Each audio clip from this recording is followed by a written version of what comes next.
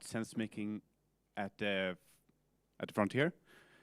All good, yeah. Plurality and prog-crypto.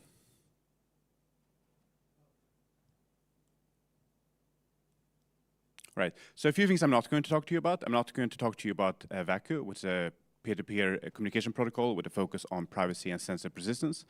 I'm not going to talk to you about Mopro, which is a tool that I worked on for client-side CK proving. I'm not going to talk to you about the book I'm writing on CK, CK Intro. Instead, what I want to do is sort of take a step back.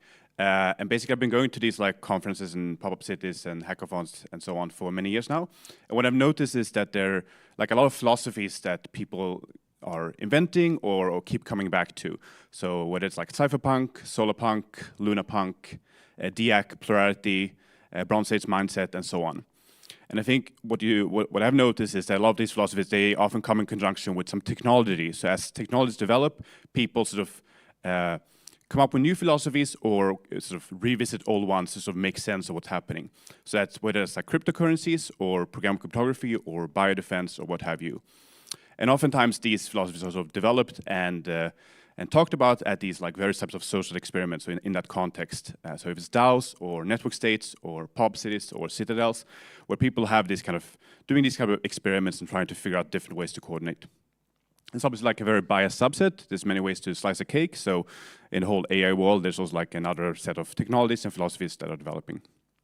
Just very, very briefly, sort of one-liner. So Cypherpunk, privacy first. Lunarpunk, so think something like DarkFi, kind of having these like mystical privacy enclaves. DIAC, as proposed by Vitalik, it's about basically accelerating defensive technology. And then Plurality, which is by Auditang and others, it's basically like a big tent for allowing for diverse viewpoints. And then Bronze Age mindset, which is kind of from the Bitcoin world, a bit more obscure, and it has these kind of vitalist enclaves. And when I see all these philosophies developing and so on, one of the things I ask is like, are they in opposition? Are they in conflict? And like, where do they overlap? There's some obvious conflicts. So kind of Bronze Age mindset versus Solarpunk. I think the former is more on sort of some kind of heroic elitism versus Solarpunk, which is more of a communal optimism. And those are differences in terms of if it's more like a romantic cypherpunk vision versus some kind of tempered transparency and working with existing institutions. I think a big difference is also in terms of how these philosophies think about institutions. Are they trying to reform existing institutions or rejecting them completely? But overall, I would say there's more overlap than there's conflict. In general, there's like a large skepticism of central authorities, and most of them also are pursuing new forms of coordination. And in general, I would sum it up as kind of new world versus old world. When it comes to trust and some shared problems, there's some shared trust problems. So like, how do you trust at scale? And how do you deal with things like authenticity, privacy, and accountability without having some kind of centralized top-down control? And a big intersection here is kind of trying to exit these broken systems or building better ones. So a bit glib, but like, how do you trust at scale for each of these philosophies? So Cypherpunk, you're trusting in the math. Lunarpunk, you're kind of hiding in this dark forest of anonymity. DIAC, you're trying to build defensive technology. Plurality, you're trying to build plural systems. And BAM is basically strongest shall survive. And one way of visualizing this is like, what's the overlap between these philosophies? So some of them are almost identical. They agree on pretty much everything. Some of them, they have some core concerns that they share, but there's certain disagreements. And other philosophies, they might have just like a tiny sliver of overlap. Like they disagree on most things, but there's certain core values that they share. And in some specific instances or specific questions and problems, there might be no overlap at all. And here I want to talk a little bit about tribalism. So I think that's something we've historically seen a lot in our space, and in general, we see this in society. And this is this quote from Gulliver's Travels, and basically it's about big endian versus little endian. So what they have is they have a conflict where how do you break an egg? Do you start from the big end or do you start from the small end? And this tiny difference sort of leads to this conflict that eventually escalates into a war. And I think that's quite common, and we want to sort of try to avoid that. And this leads us to the idea of sort of uncommon ground. So I heard this from Auditang, who's the digital minister of Taiwan. where basically maybe you disagree on most things, but there's like a tiny sliver of things that you actually agree on, and that's kind of, you can find that on common ground.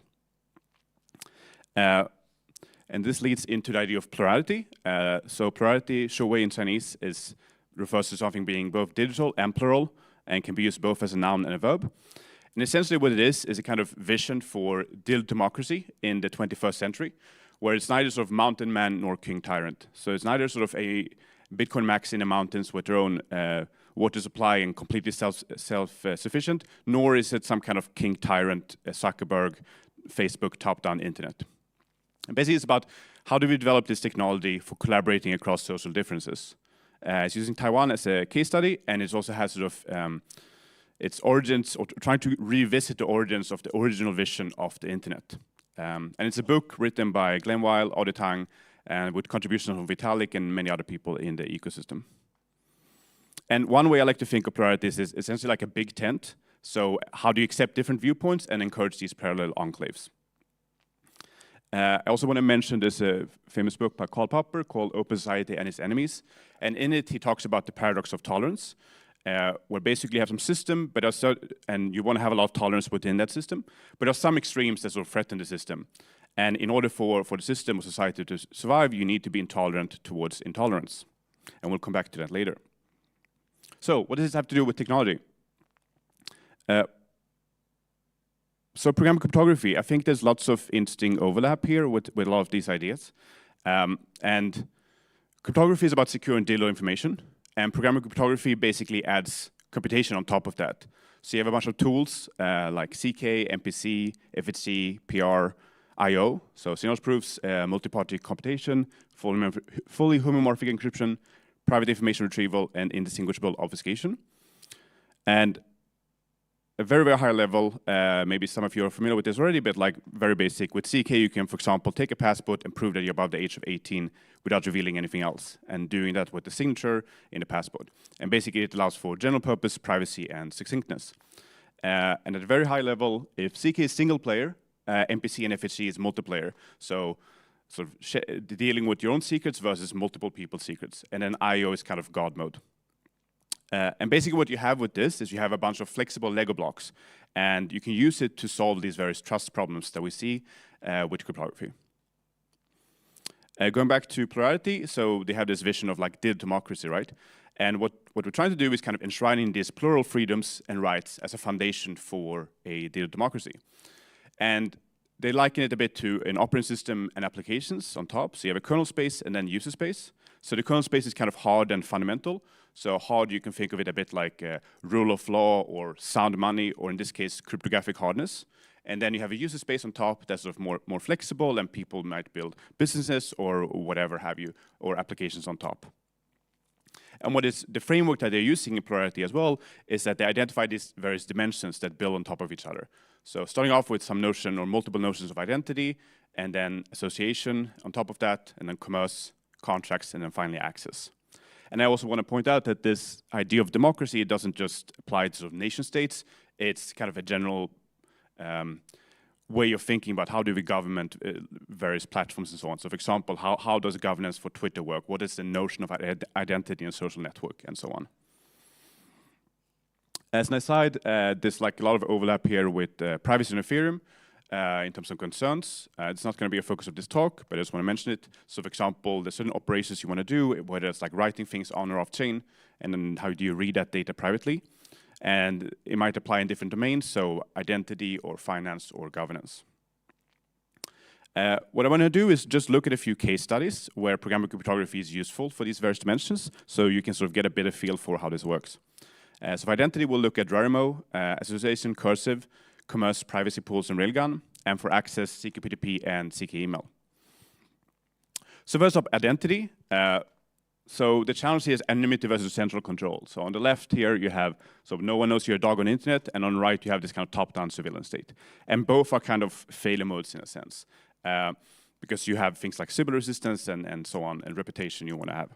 So you need one or multiple notions of some kind of secure identity in order to have some kind of digital democracy or governance. One example of this is quite interesting is Rarimo. So Rarimo is a CKID solution and is used in Ukraine, Russia, and Georgia. And if you're a fan of geopolitics, you know that these jurisdictions are quite different. So in the case of Ukraine, it's more sort of aligned. In the case of Russia, it's something that is has to be done permissionlessly. So basically what it does is that you have maybe a Russian passport, and then they have this shadow election, and they're doing it permissionlessly, and that's something you can do with this technology. And in the case of Georgia, they also did this experiment with liquid democracy, so you could sort of have a more involved people in terms of the decision-making process and so on.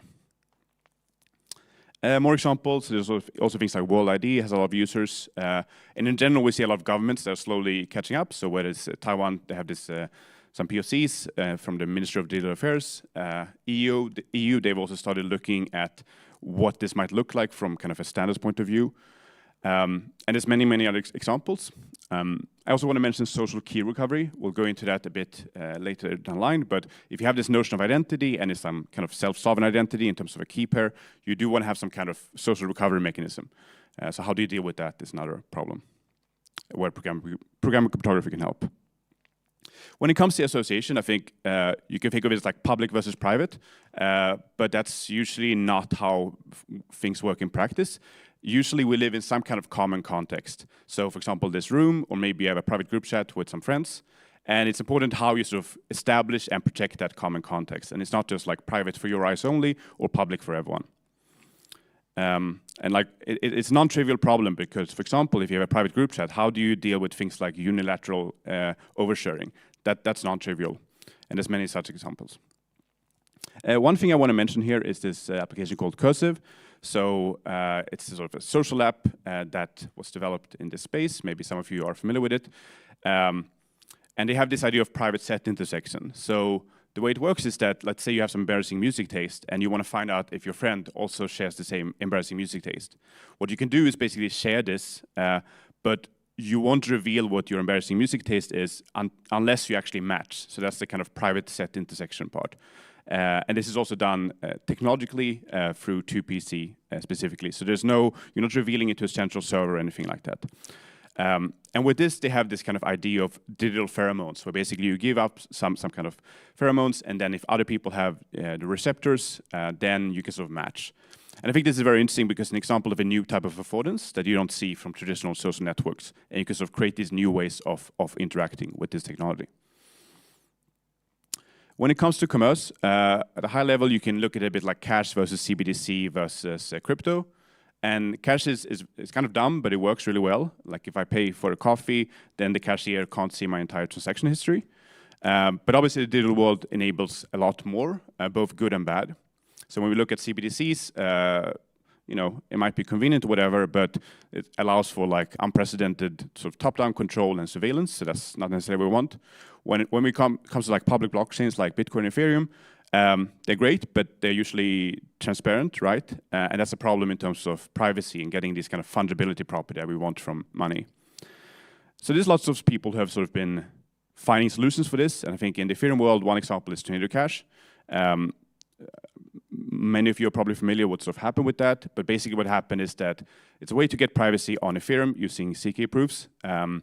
But then North Korea and other bad actors hacked all these like big DeFi products and so on, and they used Tornado Cash to sort of cash out. And that led to the US putting sanctions on them, so it was very hard for people to use in practice.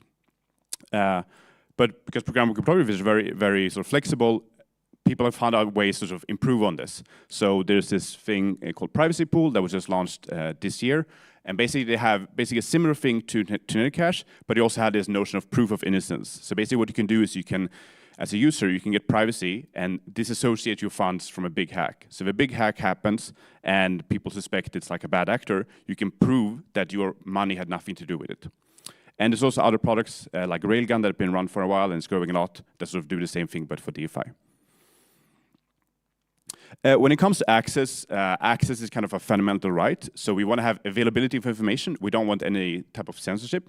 But we also want integrity of information. So we want to know that something is trustworthy. And like when it comes to information integrity, there's a big problem with deepfakes. And there's different ways you can kind of try to address this. One is in terms of having signatures of content for authenticity. One example of this is Canon, their camera. They have this signature of a photo, and then you can use CK technology to basically prove valid transformations on that. So when it comes to Reuters, they have this standard for what you can do with a photo without it being doctored. So you can have like grayscale and you can crop it and so on. So that's like one example of how you can sort of prove authenticity, at least assuming you trust the camera. You can also go the opposite way. So there's certain products that are trying to basically prove that something was LLM generated. And that's another way to get the SIM property. I think generally speaking, we see a lot more sort of signed data. So what you can do, for example, with something like CK email is that you can prove there's a signature in the email, and you can prove that you received a certain email with CK Tech without sort of revealing all the contents of your email and without giving up your contact info and so on. And we see the same thing for TLS sessions or passports or what have you. So it's like a lot of signed data out there, and we can use it in different ways. And in general, the goal we're going for is like we want to have openness and trust. So we don't want censorship, but we also want to be able to trust the information. One example of this, quite cool, is CKP2P. So it's using CK email and basically a bit like Uniswap, but between crypto and fiat. So you can on and off ramp in less than a minute without any KYC or anything like that using CK Tech. And the way it works is that you have something like a Revolut or Wise or whatever, or Venmo, and you basically send your money, you receive an email as a proof that you have sent the money to someone, and you can use that email to sort of prove that these crypto funds belong to you, and you can go on chain and basically get those funds. And what's cool about this is that like you can do it like in less than a minute. There's no KYC or anything like that, and you're just sort of trusting the math around this. There's also a new version of this that's using TLS Notary, which is an even more involved prog-crypto protocol using MPC as well, where basically you're proving things about TLS sessions. Another example of this is of using CK email is for Guardian email recovery. So this was launched in both Clave and Safe, the multi-sig wallet, this year. So one big problem, right, is if you have a lot of actions that are tied to some key material, if you lose that key, that's bad news. So some protocols have this idea of like guardianship. So let's say you have 5 friends or some family members or lawyers or what have you, and you can basically distribute it across them. But they might not all be crypto native. So what you can do with CK email is that you can assign, let's say you have a family friend or some lawyer or something, you can basically say, whoever controls this email can be part of this can be a guardian. So that's quite cool in terms of sort of creating these more secure systems and integrating with sort of large society and how we do things right now. I think in general, I mean, there's lots of more examples I can give, but in general, what you have with programmable cryptography is that it's very hard and flexible, a little bit like bamboo and carbon fiber. So bamboo kind of more anchored in the old, whether it's like nation states or passports or emails, but also sort of more futuristic, like public blockchains or new affordances like cursive. And kind of hard in the sense of like cryptographic hardness, so similar to like rule of law or sound money, but also flexible to sort of the world that we live in and the actual reality we live in. And Plurality is trying to sort of develop these tools that allow for greater cooperation and consensus while making space for greater diversity. And I think they sort of fit very nicely together in terms of creating these new institutions and systems for the next century. What about cases where there's absolutely no, so just going back to what I said in the beginning with philosophies and so on, what about cases where there's no intersection? So first of all, I would say often surprisingly, there is some kind of uncommon ground you can find. So like one example is maybe you have a Bitcoin maxis versus someone who believes in more of a multi-chain world. That's obviously incompatible, but the desire for privacy is still the same. And when you look at something like BAM enclaves versus more egalitarian norms, maybe the solution is just to have sort of different pop-up cities. Like most of these philosophies are non-violent in nature, all of them right now, so that's completely compatible. And I think a key question here to ask is like, what do you have in common? And finding this uncommon ground. But there might be specific cases where there's actually no overlap and you have a real conflict. I think this goes back to what I mentioned about Popper as well. And also Taleb has this concept of intolerant minority, and it's more of an observation than like a value judgment, which is that the intolerant minority often decides the outcome. So one example here is preference for end-to-end encrypted communication. So 10, 15 years ago, so when everyone was using Facebook and WhatsApp, one thing I did with some close friends and family is say like, well, I'm only on Signal, so if you want to talk to me, use Signal, and I would help them onboard them onto this. And that kind of works, right? Especially if you help them. But the thing is, you have to pick wisely. Like you only have so many choices where you can sort of be intolerant. Because if you're intolerant about everything, then people don't want to be around you. So you have to think carefully about this. One thing we've seen last few months, I mean, this is kind of an evergreen thing where it comes up again and again. But it's been this kind of attack on end-to-end encryption protocols. So governments basically who want to install backdoors. So we've seen this lately with the UK, France, Sweden, EU, and even Switzerland, who basically want to mandate backdoors into these systems. And there's similar attacks on things like self-hosted wallets and so on. And I think this goes back to Popper's paradox I mentioned in the beginning. And I guess one question we have to ask ourselves, and you have to answer yourself individually, is, are we okay with this government-imposed backdoors into end-to-end encrypted protocols? I would argue that it kind of undermines sort of the core values for a free society and these kind of hardness guarantees that we want. And I would also say it's kind of symbolic for this kind of old world versus new world. And maybe this is something that's worth being intolerant about. All right, so some key takeaways. So with this sort of big technological shift, there's kind of an explosion of these various philosophies and ways of making sense of the world. Programmable cryptography has this kind of harder but flexible affordances. Plurality is about sort of allowing for these kind of different viewpoints and how to deal with that. Talked a little bit about the importance of trying to kind of recognize some uncommon ground, like the world is big, people have very different ways of living. And generally being tolerant, but then understanding when it makes sense to be intolerant and sort of picking wisely. Also, just finally want to mention that I'm writing this book on CK, where basically I'm trying to bridge the normie tech world with sort of a more CK pill world in terms of how we think about trust problems. So, for example, things I mentioned here. So I have some booklets I give out. If anyone is interested, you can come up to me after the talk. Here's some links. Thank you. Any questions?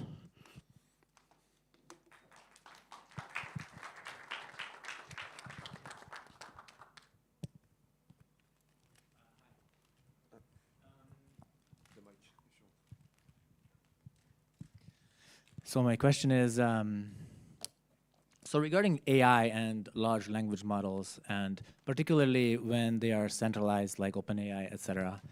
So what are kind of the promising technologies and outlooks to get some encryption, privacy there? So of course we can run them locally, but the compute is not enough.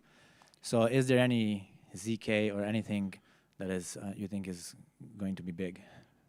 Yeah, it's a good question. So one way you can think about it is kind of like a quadrant, where basically this is a whole field of called CKML, and basically you can choose if you have a sort of you have a model and then sort of the input, and basically you can choose which of those you want to have private. So maybe the model is private, which can be useful for certain domains, or maybe sort of the input is private. So there is research in that. I think one big problem is in terms of just it's very computationally expensive. So it only makes sense in specific subset of use cases. So for example, when you're dealing with like medical data and stuff like that, where people might not want to give it up. So that's one example of where that kind of application makes sense. There's also people who are doing kind of hybrid models. So whether instead of just doing pure CK for everything, they have this kind of optimistic approach called, I think it's optimistic ML or whatever. And that way you can also get better performance and stuff like that. But the reality is they will always sort of lag behind these big models and companies and so on. So I think it's more a matter of identifying some kind of subset where it makes sense. But yeah, it's a good question, and because the space is advancing so quickly, it takes a while for things to catch up and so on. But there's definitely a lot of people working in this area for specific use cases. Thank you.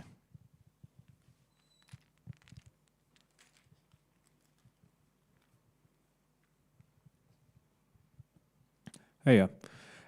When it comes to plurality, in the book, they talk a lot about various identity solutions as like a core part of it, because if you have many plural identities, then they need to have somewhere to track. Now, I haven't really seen a convincing argument, because it's something that concerns me greatly, of how you can have such a large amount of qualitative data on one person and their various sort of inputs, and maintain any semblance of privacy at scale. Because yes, you could do ZK, but if you have enough data, at some point triangulation is possible. Do you have any thoughts?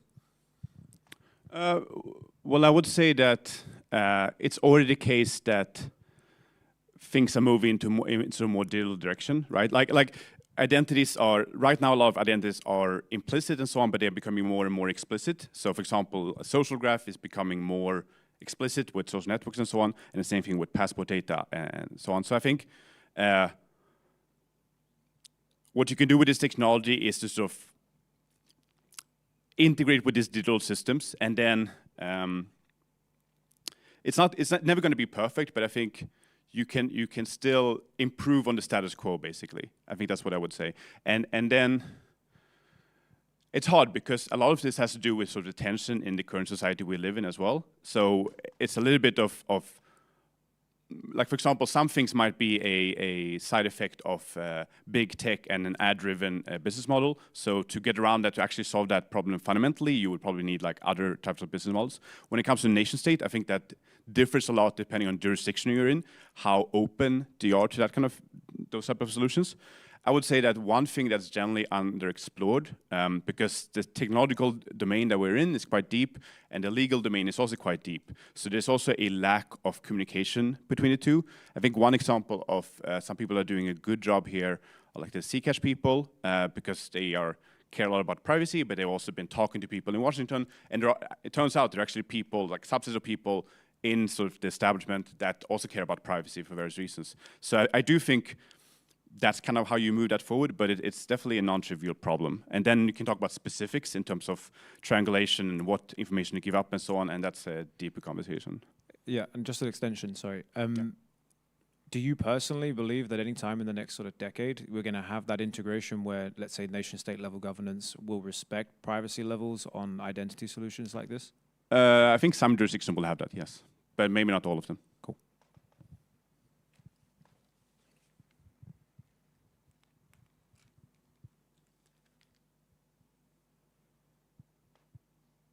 Other question? Okay, thank you.